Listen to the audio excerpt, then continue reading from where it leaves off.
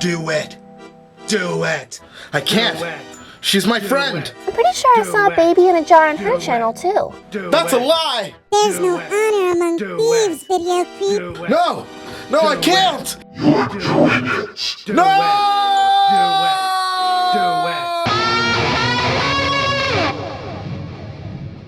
Here's the deal. You should never steal. You should never steal.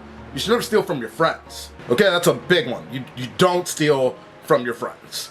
But I think I'm gonna steal from one of my friends. No, but video creep, what friend? Which friend are we gonna steal from? We're stealing from DeRay. If you don't know her, you need to go to Rainbow Fright because she's putting it down. And we're stealing from her because that's where I got this idea from. You see, what Ray does is Ray will get in their car and then they will like basically just talk about the movie and shit. Like on the way there, and like fucking I could do that. I have words and shit. I say words every fucking day, you know? And like, she's more attractive than me for sure, but like, it's not a prime component. You don't need to be attractive, you know? You can just say things. Words are powerful, you know?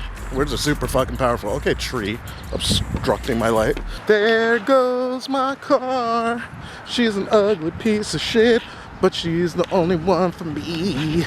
Oh yeah, she's my car fantasy. She's really not though. God, I wish I was. Oh, did I do it? I think I did it. I didn't even ask for her permission. She could be like, fuck no, don't do that. No, motherfucker, that's my thing. Why are you trying to take my thing? Now I don't know how she does this, cause like fucking prop it on my phone right there. That was not easy. That was not easy to do, especially cause like we're about to do some shit. All right, and we're moving the car now. Oh shit, things are okay. How does she do it? Does she come under? Does she come under? Is that? Oh, it's a terrible angle. Notice that sticker?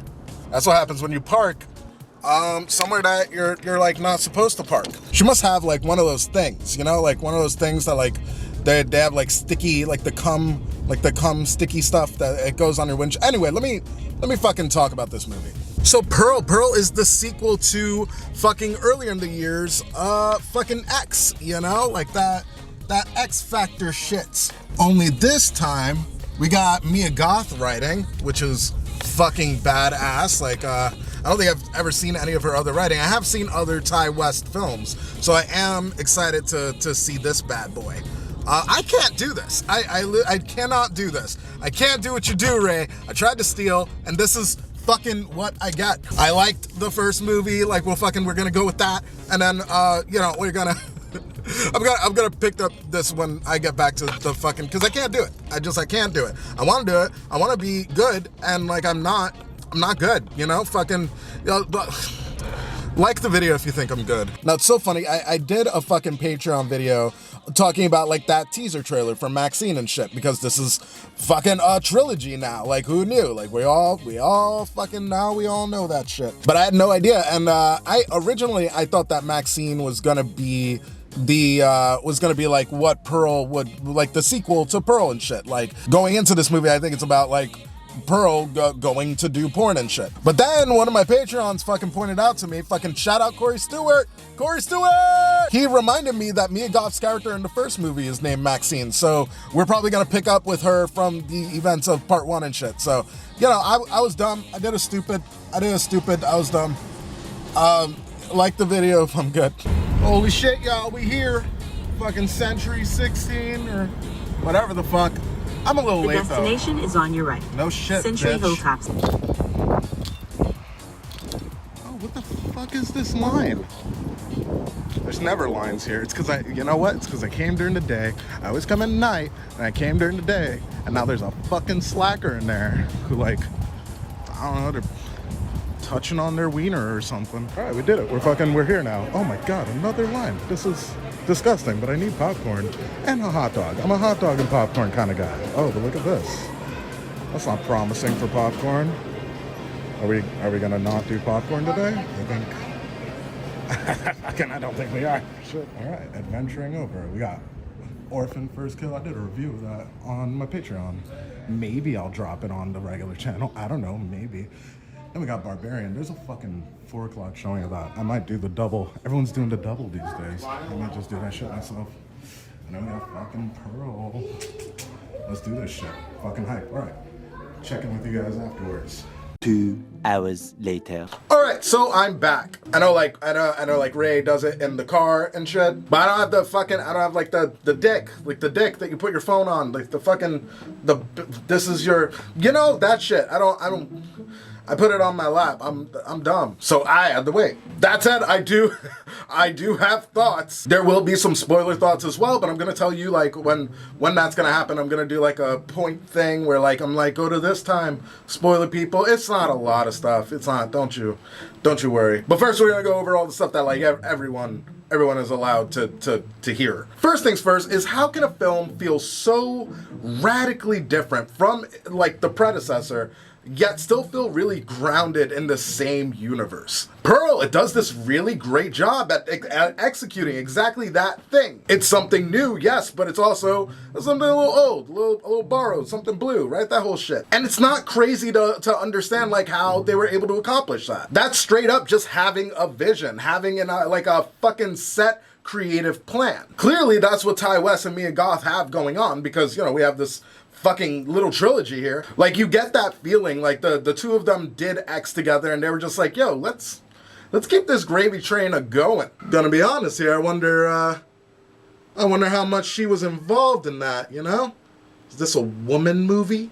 Honestly, I wonder that myself. Like, how much of this film was Ty West? How much of this film was Mia Goth? Now, obviously, it is impossible to talk about this movie and not specifically hone in on, like, the look of this fucking thing. The style of Pearl when it comes to horror movies is just, you just don't run into it. You don't see that shit. That makes this really fucking unique, especially when compared to X. That was like this really gritty, like late 70s fucking like feature. Pearl goes in the opposite direction, where we get this like hyper whimsical, really colorful film. The whole thing is like this weird juxtaposition where like, there's bad stuff going on, but it plays out like a fucking Disney adult's wet dream. Even the character of Pearl feels like very like magical. She's still got that twinkle in her fucking eyes. And the story does revolve around Pearl, who's like this dreamer who like clearly has some undiagnosed stuff going on like on the inside, but she's so sweet and there's this really core innocence about her that like when she feels excited about things, when she gets like an opportunity or something and she's hype, I'm hype. I want those opportunities as well for Pearl. You are squarely on Pearl's side throughout this entire film. There's this one scene, it's this great example of like who Pearl is at her core, where another character like says a certain word to her that she doesn't understand. I think the word was like bohemian or something. And she's just like, oh, well, I don't even know what that means. It's like, fuck, that's so endearing. But then there's this large majority when it comes to the rest of this film that as the audience, we're just soaked in. We're following Pearl, we want her to accomplish her dreams, but then it's like, oh yeah, she's like fucked in the head. There are deadly repercussions to her desperation. And there's something really easy to empathize when it comes to the character of Pearl, because ultimately she's just someone who wants more out of life. That's very easy to identify with. But even with those things, like there's still that ever-present knowing that she is a deeply troubled woman. And when we are reminded and we're in that place where she is fucking menacing and scary, it's like, well, shit, dude, she is frightening. And it's a testament to how talented Mia Goth is. Like, fucking, she killed the shit out of this role. Now, if you're going into this thing expecting X, like, this is gonna be the next fucking, like, it's not. This really is, like, a film built from the ground up. As if, like, X didn't even, like, happen. Well, because it didn't. There's some time playing around, like we're in the past, X hasn't happened yet. You know what I mean? But the biggest difference between X and Pearl is Pearl really focuses on tight relationships. It's a lot of the time it's Pearl and her mother, Pearl and her father, which, like I said, I won't get into spoilers in this section, but I do have things to say about those connections. But like, when you watch this movie, like her mother's not wrong. She's just not Pearl. Thus, it is hard to identify with her, but like on the whole, her mother in this movie, she makes very salient points throughout the entire film. But again, it is those relationships in this movie that lead this movie forward in those really emotional ways. And Pearl is the perfect example of a film that can play out as a boiler pot. That feeling of like, there's a thing, it's coming, it's a fucking torpedo coming right at you, and it's just taking forever to get there. A slow burn, if you will. If that's your shit, if you're like the slow burn appreciation type, then you're gonna fucking love this. I'm not. I like getting right into the meat and potatoes with my horror films and shit. Like I love like good tension and shit. I watched this with Barbarian, which like I'll have a review for you guys. That's whoopsie doodle, my camera died. All right, let's do a quick letter of the day with a special guest, and then we'll get into spoilers. Excuse me? I know Video Creep is not up in here doing what I do on my channel. For those of you who don't know, my name is DeRay, aka Rainbow Fright. And it seems as though Mike has been a bit inspired by me doing his little review in his car. That's fine. For that, here is the letter of the day. S for stealing. In this movie, Pearl will be stealing the hearts of all horror fans with her unsettling smile. And I've got my eye on you, Mike. I'm just kidding. I don't give a fuck. Thank you so much, Ray, and I'm sorry. Now, if you have not watched Pearl, remember I told you I was gonna give you like a little timer thing? Fucking bam, there it is. Go there. For everyone else, let's fucking get into this shit. This bitch fucked the scarecrow, yo. I didn't fuck it, but she rubbed her clit on it enough to fucking come. I didn't understand Pearl's like relationship with her father. I really didn't. Cause it's so weird. Like sometimes she's like straight up just naked in front of him and showering and shit. And she's like telling him all of her like little secrets, like all of her little hush hush. He's kind of like her best friend in this film. But then she's also like fucking trying to kill him and shit. Like feeding him the alligators and fucking like choking him. I mean, ultimately, she will suffocate him, but then even that, it feels like she did out of love. She was kind of like on the fuck mom train majority of this film. Like, but what a complicated relationship. I'm just sitting here confused. Bitch, pick a lane. Which, yo, talking about Pearl's mom, like Pearl's mother's monologue in this fucking film was fire. That whole run where she's just like, you think I chose this? You think this is the life I wanted? I was supposed to have a fucking husband too. I was supposed to have a future. Fucking the world went tits up, man. Everyone's sick and shit. I'm trying to keep you alive. You're being fucking nuts. I don't want to fucking be this, but I gotta. We gotta survive, man. I really like that shit. I really fucking, oh my God. That was a part of this movie that it really humanized the mother character for me. And while I was already on her side, it was like irrefutable at that point. Like fucking, what do you say when you have a woman like who isn't happy but still does what she needs to do in order to fucking survive? That's just the way life is sometimes. And yet still, even in those moments, like you're still on Mia Goth's side. It's a testament to how well she plays the character of Pearl. I should be on the mother's side. I know that the mom is right, but it's fucking, sorry. Mia Goth is the most beautiful girl in the whole wide world. I thought the chick from Swim Fan was the most beautiful girl in the whole wide world. Okay. Gotta love that fucking dance scene in this thing as well. That was really like when the movie kind of like hooked me in. Like I said, I'm not a big slow burn guy. I can appreciate a really good slow burn and shit, but like that movie really has to have an ass on it. Not to say that this one doesn't, but like I've seen better slow burns, if I'm being completely honest. The movie was kind of slow paced for a period in time. There was a long majority of this film where it was just like, all this bitch did was kill a goose. I don't really see why she's fucked up. But when we get to that dance scene, it's fucking wonderful, and it's the climax of like the whimsical feeling of this film. And then to see her fucking not get accepted. And like, I'm not kidding myself, we all knew that she wasn't going to win that competition, because that just wouldn't lead up to the thing that we needed out of this movie and the actions that we would need and see out of Pearl later. But like fucking when you see that rejection, like you're fucking, I was hooked. I actually thought that she was gonna fucking wild out and kill everybody on that panel, but she didn't do that. That dismemberment scene at the end of this movie, that was fucking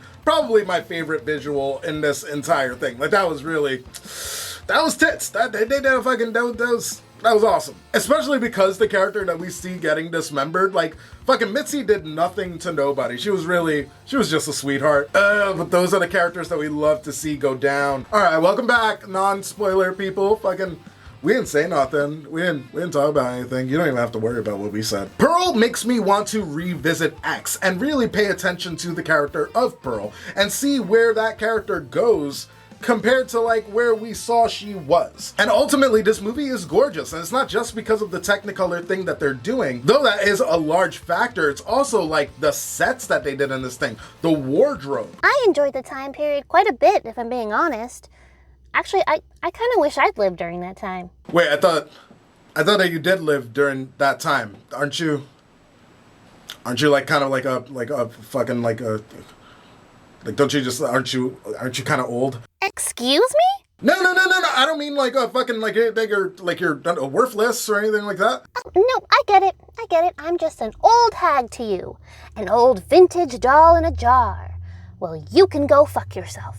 Jar Girl, I'm not saying that. I said go to hell. There isn't a fantastic amount of gore, but when you do see gore in this, it is enjoyable. It is fucking beautiful, honestly. Like, especially with those like vibrant colors and shit. There's one point where you see the insides of a certain person and like, oh my god, it's so like you can fucking touch the screen and your hands would be like sticky. And Mia Goth's performance in this is just amazing. Like the way that she's able to control the air is really different. Like fucking sometimes she's just filling your lungs up with all of this wind. You can sing with her. And then other times it's so flat it feels like you're suffocating. There's a couple false endings in this thing. You think this movie ends like 3 times, but I will say every time that you think the movie is going to end and then it gives you a little extra bit, like it's awesome. I appreciated that little extra. And then like the ending here, like fucking don't stay till the end of the movie. It's just that same teaser that we saw for Maxine. But what I will invite you to stay for is the ending credits. Like when the words are scrolling up, like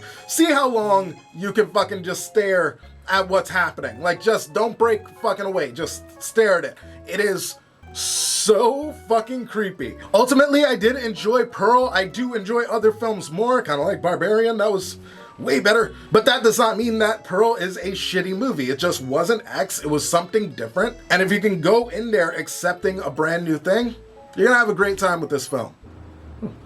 Hey guys, has anyone seen Depression? I didn't see him interrupt with his bullshit at all this film. Tell me to shut the fuck up. I'll fucking show him. I'll show everyone. Thank you to everybody who stood to the end of this video. If you forgot already, please like this video. If you're just coming on for the first time, please subscribe. Thank you for being here. I kind of bit my tongue on that. That was dumb. Check out the links to my bio with a bunch of fun things, like a link to Dre of the Dead, who voices Jar Girl here on the channel, a link to my other channel, That Figures, where I make comedy skits with my buddy Brad. It's all horror-centric and really funny. There's a link to my Patreon where you can get a bunch of exclusive content, and a link to my t-shirt. That's gonna be it for this video. Peace, video creeps.